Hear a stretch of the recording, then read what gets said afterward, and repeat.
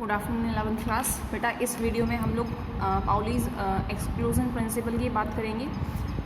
अगर हम लोग बात करें पाउलीज एक्सक्लूजन प्रिंसिपल की, एक्सक्लूजन शब्द का अगर हम लोग अर्थ की बात करेंगे, मीनिंग की बात करेंगे, तो एक्सक्लूजन मीन्स अगर हम लोग इसको हिंदी में कहेंगे तो एक निष्ठ कहेंगे हम इसे। दैट मीन्स सिर्फ और सिर्फ जिसके लिए एक ही पॉसिबल वैल्यू हो।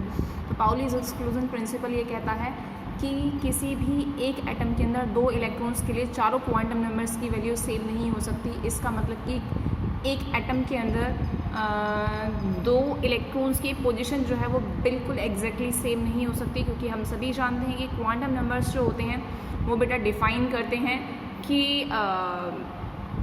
किसी भी एटम के अंदर इलेक्ट्रॉन की पोजीशन क्या है। दैट मीन्स उसका कंप्लीट एड्रेस जो है वो क्वांटम नंबर्स के द्वारा जो है वो डिफ़ाइन किया जाता है। दैट मीन्स उसकी शेल क्या है, सब शेल क्या है, ऑर्बिटल क्या है, स्पिन क्या है। मीन्स हो सकता है ऐसा पॉसिबल है कि शायद तीन वैल्यूज़ जो हैं वो सेम हो जाएं, लेकिन चारों क्वांटम नंबर्स की वैल्यू सेम नहीं हो सकती है। सबसे पहला जो इसका स्टेटमेंट है वो ये है।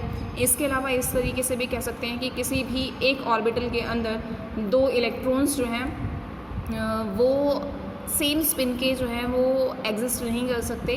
दैट मीन्स एक ऑर्बिटल में मैक्सिमम जो है वो दो इलेक्ट्रॉन्स ही पाए जाएंगे और उन इलेक्ट्रॉन्स की स्पिन जो होगी वो अपोजिट होगी। दैट मीन्स एक जो होगा वो क्लॉकवाइज होगा और दूसरा जो होगा वो एंटी क्लॉकवाइज होगा। इसको हम एक एग्जांपल के थ्रू आपको समझाते हैं कि किस तरीके से चारों क्वांटम नंबर्स की वैल्यू सेम नहीं हो सकती है। हमने यहाँ पर आप लोगों के लिए बेटा एक एग्जाम्पल लिया सोडियम, जिसका एटॉमिक नंबर 11 है। इलेक्ट्रॉनिक कॉन्फ़िगरेशन हम लोगों ने कर ली 1s2 2s2 2p6 3s1। मेरे ख्याल से किसी को कोई दिक्कत नहीं है। पहला इलेक्ट्रॉन, दूसरा इलेक्ट्रॉन, तीसरा, चौथा, पाँचवा, छठवां, सातवां, देन आठवां, नौवां, 10वां और 11वां। मेरे ख्याल से किसी को कोई भी दिक्कत नहीं होनी चाहिए। इस चीज़ को हम लोगों ने आपको हुन्स रूल के अकॉर्डिंग बताया, क्योंकि हम लोग जानते हैं, इससे प्रीवियस वीडियो में हम आपको बता चुके हैं कि हुन्स रूल ये कहता है कि किसी भी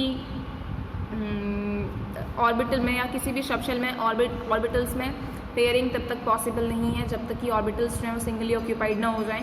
तो अब हम इन 11 इलेक्ट्रॉन्स के लिए ही जो है चारों quantum numbers N, L, M, S जो है वो फाइंड आउट करेंगे और देखेंगे कि क्या ऐसा कोई केस बन रहा है जब चारों क्वांटम नंबर्स की वैल्यू सेम हो जाए। तो देखते हैं फटाफट से। हम लोगों ने यहाँ पर नंबर ऑफ इलेक्ट्रॉन ले लिया है कि फर्स्ट इलेक्ट्रॉन कौन सा होगा, ये जो कि 1s में पाया जाएगा। उसके लिए N की वैल्यू 1 होगी, S के लिए L की वैल्यू 0 होगी। अब ऑब्वियसली बात है कि S के लिए M की वैल्यू भी 0 होती है, क्योंकि पहला इलेक्ट्रॉन हम लोगों ने क्लॉकवाइज लिया है। तो इसके लिए S की जो वैल्यू जो होगी वो प्लस की हाफ होगी। अब अगर हम लोग बात करेंगे बेटा सेकंड इलेक्ट्रॉन के लिए, तो सेकंड इलेक्ट्रॉन के लिए ऑब्वियसली बात है कि N, L और M में कोई डिफरेंस नहीं आ रहा है। लेकिन अगर हम लोग यहाँ पर बात करें तो सेकंड जो इलेक्ट्रॉन है उसका स्पिन जो है वो चेंज हो रहा है, वो एंटी क्लॉकवाइज है। तो इसलिए यहाँ पर अगर हम लोग बात करेंगे तो यहाँ पर S की जो वैल्यू होगी वो माइनस की हाफ होगी। इसी तरीके से हम लोगों ने थर्ड और फोर्थ इलेक्ट्रॉन के लिए निकाला। थर्ड और फोर्थ इलेक्ट्रॉन 2s में आएंगे, तो N की वैल्यू 2 है, L की वैल्यू जो है वो 0 आ रही है, M की वैल्यू भी 0 आ रही है, लेकिन S की वैल्यू थर्ड इलेक्ट्रॉन के लिए प्लस हाफ होगी और फोर्थ इलेक्ट्रॉन के लिए माइनस का हाफ होगी। मेरे ख्याल से कोई दिक्कत नहीं है। फिफ्थ इलेक्ट्रॉन हम लोग देखेंगे बेटा वो 2p में आ रहा है, तो ऑब्वियसली बात है कि N की वैल्यू जो होगी वो 2 होगी, P के लिए L की वैल्यू 1 होती है। और अगर मैं यहाँ पर बात करूँ तो ये माइनस का 1, 0 और प्लस का 1। मेरे ख्याल से हम लोग आसानी से देख सकते हैं कि इस ऑर्बिटल में जो भी इलेक्ट्रॉन होगा, दैट मीन्स फिफ्थ वाला इलेक्ट्रॉन और 8th वाला इलेक्ट्रॉन, उसके लिए जो है M की वैल्यू जो होगी वो माइनस की हाफ होगी, जबकि 6th और 9th वाले इलेक्ट्रॉन के लिए M की वैल्यू 0 होगी, जबकि 7th और 10th वाले इलेक्ट्रॉन के लिए जो M की वैल्यू होगी वो प्लस की 1 होगी। मेरे ख्याल से कोई दिक्कत नहीं।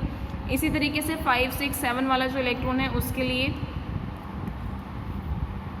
5, 6 और 7 वाला जो इलेक्ट्रॉन है उसके लिए S की वैल्यू जो होगी वो प्लस की हाफ होगी, जबकि 8, 9 और 10 वाला जो इलेक्ट्रॉन है उसके लिए जो S की वैल्यू जो होगी वो माइनस का हाफ होगी। सिमिलरली हम लोगों ने 11th इलेक्ट्रॉन जो कि 3s में आएगा, तो N की वैल्यू 3 होगी, ऑब्वियसली बात है L की वैल्यू 0 होगी, M की वैल्यू भी 0 होगी, और क्योंकि ये क्लॉकवाइज है इसलिए यहाँ पर अगर हम लोग बात करेंगे तो S की वैल्यू बेटा प्लस की हाफ होगी। अगर हम लोग यहाँ पर इसको थोड़ा सा ध्यान से देखेंगे तो हम पाएंगे कि इन 11 इलेक्ट्रॉन्स के लिए ऐसा पॉसिबल नहीं है कि चारों क्वांटम नंबर्स की वैल्यू किन्हीं भी दो इलेक्ट्रॉन्स के लिए सेम हो जाए। ये चीज़ बिल्कुल भी पॉसिबल नहीं है, ठीक है। तो यही जो चीज़ है, यही पाउलीज एक्सक्लूजन प्रिंसिपल कहता है कि पाउलीज एक्सक्लूजन प्रिंसिपल यही कहता है कि किसी भी same electron within the same electron no two electrons can have all 4 quantum numbers same, सारे जो क्वांटम नंबर्स हैं वो सेम नहीं हो सकते हैं। अब हम लोग यहाँ पर एक क्वेश्चन की बात करेंगे कि क्वांटम नंबर्स को आखिरकार हम लोग कैसे निकाल सकते हैं। तो हम लोगों ने यहाँ पर कहा है कि आपको क्लोरीन के एटम के लिए 15th इलेक्ट्रॉन के लिए आपको चारों क्वांटम नंबर्स जो हैं वो फाइंड आउट करने। तो हम लोगों ने सबसे पहले क्या काम किया कि क्लोरीन लिया 17, 1s2, 2s2, 2p6, 3s2, 3p5। देखेंगे फटाफट से, यहाँ पर 10 हो गया, 12, 13, 14, 15, 16, 17, ऑब्वियस सी बात है 17 हो गया। हमें 15वां इलेक्ट्रॉन चाहिए, तो 10, 12, इसका मतलब कि 15वां इलेक्ट्रॉन कहाँ होगा, इसमें। अब हम लोग देखेंगे बेटा 12वां तो हो गया, तो दैट मीन्स 13, 14, 15 हमने इसको रेड मार्क से जो है वो मार्क कर दिया है कि ये वाला जो इलेक्ट्रॉन है वो 15th इलेक्ट्रॉन है, जिससे कि हम बार बार परेशान ना हो, हमें पहचानने में दिक्कत ना हो। एंड दैट मीन्स शेल कौन सी, ऑब्वियस सी बात है बेटा शेल जो है वो 3rd शेल है। एल, पी के लिए हम लोग जानते हैं, पी के लिए एल की वैल्यू जो होती है वो 1 होती है। और अगर हम लोग एम के लिए बात करेंगे तो एम के लिए हम आपको पहले ही बता चुके हैं -1, 0 और +1, क्योंकि हम लोग जानते हैं कि एम की जो वैल्यू होती है वो -L2 + L होती है इंक्लूडिंग 0। इस चीज़ को हम आपको प्रीवियस वीडियो में जिसमें हमने आपको क्वांटम नंबर समझाए थे उसमें आपको समझा चुके हैं। और बेटा एस की वैल्यू, क्योंकि ये हम लोगों ने इसको क्लॉकवाइज दिखाया है इसलिए हम लोगों ने एस की वैल्यू को हाफ लिया है। अगर आप लोग चाहें तो आप लोग पहले एंटी क्लॉकवाइज से भी शुरू कर सकते हैं, बट मेजॉरिटी में बुक्स 99% बुक्स जो हैं वो क्लॉकवाइज पहले भरती हैं, इसलिए हम लोगों ने क्लॉकवाइज भरा है। और अगर आप लोग पहले क्लॉकवाइज भरते हैं तो आपको एस की वैल्यू जो है वो +½ ही दिखानी पड़ेगी। मैं उम्मीद करती हूँ कि आपको ये जो है पाउलीज एक्सक्लूजन प्रिंसिपल समझ में आया होगा। Thank you.